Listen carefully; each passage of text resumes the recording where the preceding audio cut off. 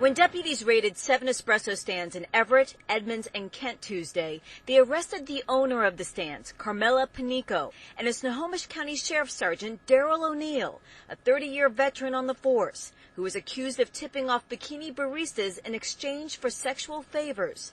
According to court documents, baristas brought in for questioning told detectives there was an unwritten rule regarding how they should treat O'Neill because of the fact he provided information about police activity.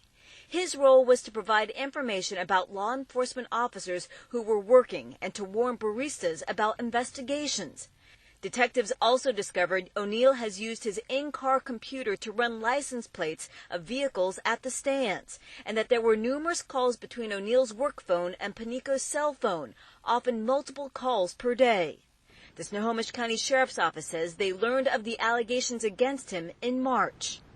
The administration immediately requested that a criminal investigation take place by an outside agency. The Facebook pages for Java Jugs and Twin Peaks Espresso feature numerous pictures of young women in lingerie and bikinis in suggestive poses, but police claim the stands were essentially drive-through strip clubs and brothels, with Sergeant O'Neill allegedly taking part.